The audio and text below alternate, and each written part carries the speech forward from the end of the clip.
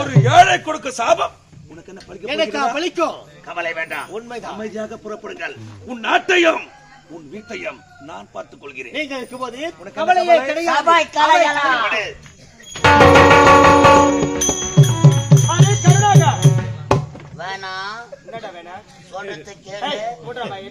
இந்த கூட்டத்தை கலைக்க எம்மா கஷ்டப்பட்டு எங்களுக்கு தான்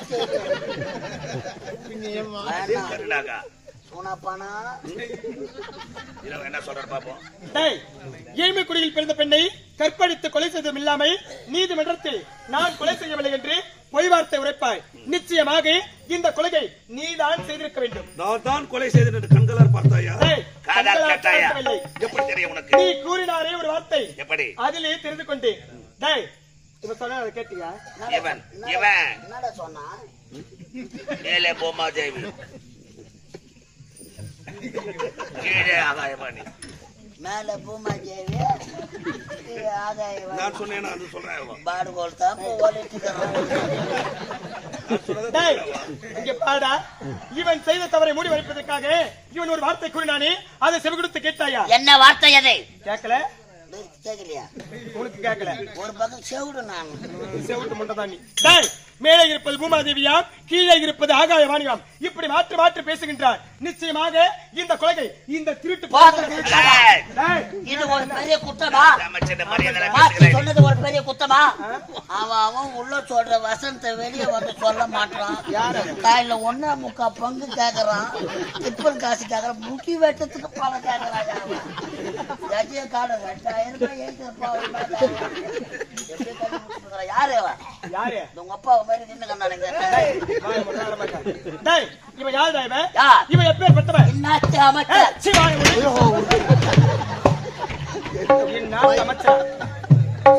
வேலைக்காரன் நாய. இங்க வர. இங்க இந்நாட்டு அமைச்சரா? வாழ வழி இல்லாமல் வடநாட்டில் இருந்து எங்களுடைய நாட்டுக்கு பிழைப்பதற்காக ஓடி வந்த ஒரு வேலைக்காரன் நாய்.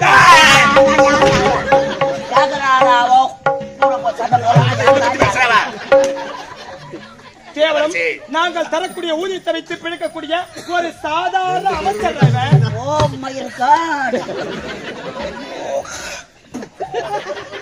அது மட்டுமா? நான் காலாளுடைய வேலையை, அதாவது நான் காலாளுடைய வேலையை கரத்தால் செய்து முடிக்கக்கூடிய ஒரு வேலைக்காரன்.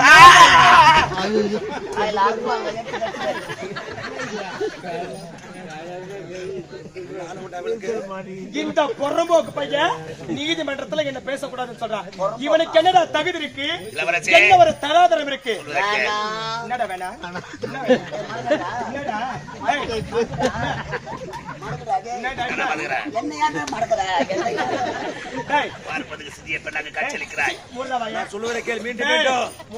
என்னை பற்றி உனக்கு தெரியாத ஜாக்கிரதை, அமைதியாக சென்று விட்டால் உனக்கு நல்லது. இல்லை என்றால் பொண்ணு கையை தூக்கி பேசுற.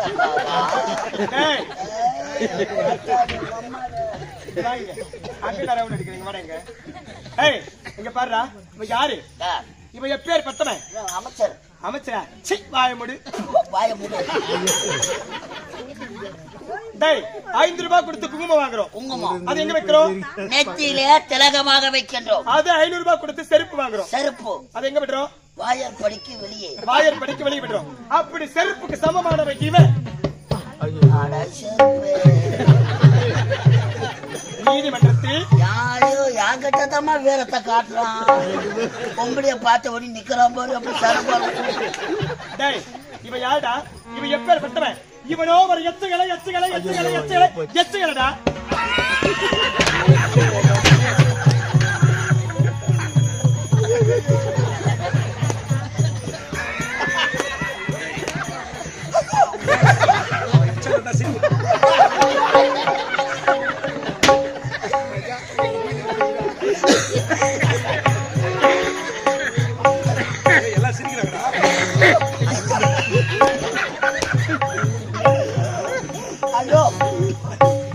போறியா?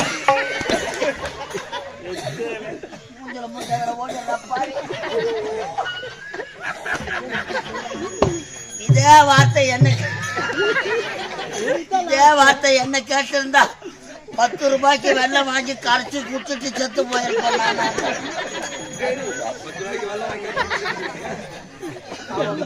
அவன் முடியும்.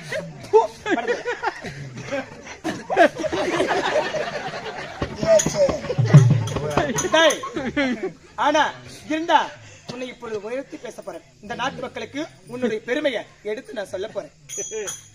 ஆமாண்டே, ஆமா, உன் பெருமை இந்த நாட்டு மக்களுக்கு தெரியணும் இல்ல? நாட்டு மக்கள் கேக்குறாங்களோ இல்லையோ, அந்த எச்சையில காதல கேக்குறாங்க. வந்ததுல வந்து எடுத்துக்கிறான், சாட்டிய காட்டுறா, சூட்ட. அதாவது வாழையடி வாழையாக தலைமுறை தலைமுறையாக எங்களுடைய அரசாங்கத்துல நீங்க பணிபுரிஞ்சுட்டு வரீங்க. கேட்டுக்கலாம், எச்சையில ரொம்ப அடிக்கிறிய. வாழையடி வாழையாக இந்த அரசாங்கத்துல வேலை செய்யற உண்மைதாமா? ஆமா, அது மட்டும் கிடைக்காது. எங்களுக்கு எப்பேற்பட்ட ஆபத்து வந்தாலும் அதை தடுத்து நிறுத்துவது உங்களுடைய கடமை. உண்மை உண்மை அப்படிதானே? உன்னை உயர்த்தி பேசணும். வாழையடி வாழையாக. ஆமாண்டா. தலைமுறை தலைமுறையாக. ஆமா, உண்மைமா? ஆமாண்டா. உங்க ஆயா வண்ட எங்க தாத்தா வேலை செய்தார், உங்க அம்மா வண்ட எங்க அப்பா வேலை செய்தார். இப்போ உன்னாண்ட நான் வேலை செய்துக்கிறேன். உன் பொண்ணாண்ட என் பையன் வேலை செய்வார், உன் பேத்தி ஆண்ட என் பேர வேலை செய்வார், உன் கொள்ளு பேத்தி ஆண்ட என் கொள்ளு பேர வேலை.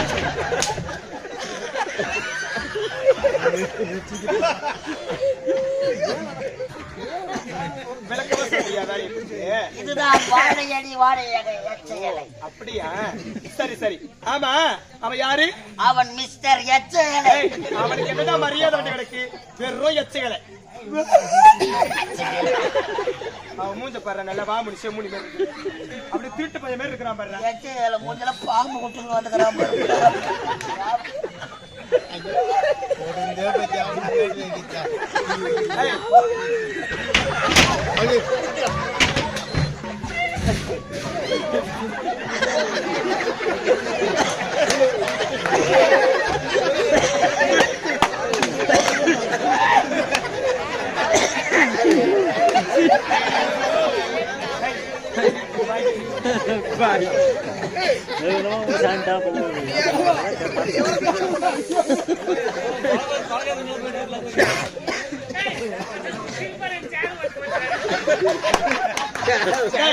ஆமா, இவ யாரு?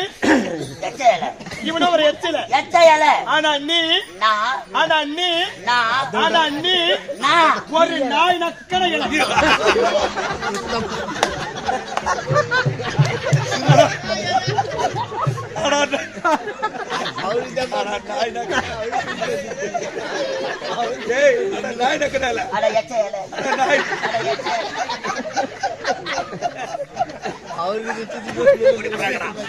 ஓடி போறாங்க.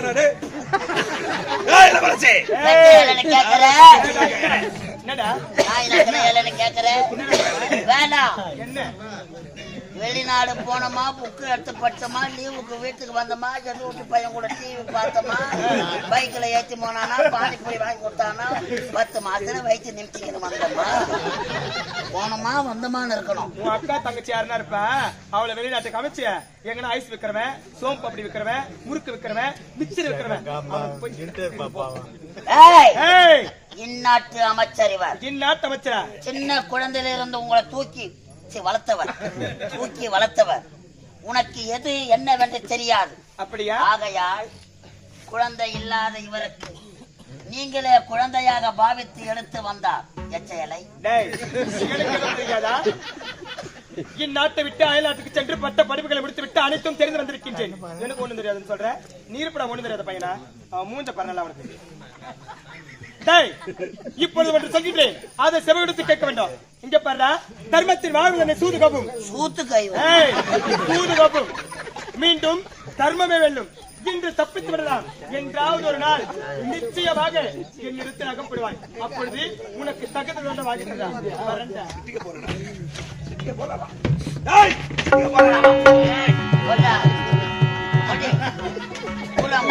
ஓடிய காலையில அம்பவத்துல 500 ரூபாய்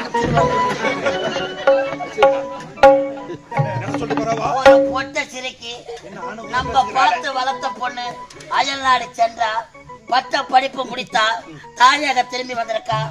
தர்மத்தின் வாழ்வதானே ஊதுக்கவும் என்று சொல்லிவிட்டு போகிறார். அந்த பெட்டை சிரிக்கு விடலாமா? கட்டா போர் எச்சையில நாய் நக்கணையில ஐயா, இந்த பகையாளி குடும்பத்தை உறவாடி கெடுக்க வேண்டும். ஒரு பள்ளத்தை எடுத்தா வேட்டை காணலாம், ஒரு விளக்கு அணைத்தா மறுவிளக்கு எரியும். ஒருத்தன் வீட்டு தாலியை அறுத்தா நம்ம தாலி அட தாலி அறுத்த பாடு விட மாட்டேன். எப்படியாவது சூழ்ச்சிகள் செய்ய வேண்டும். ஆட்சி பிடிக்க போகிறேன். இளவரசியை விடக்கூடாது.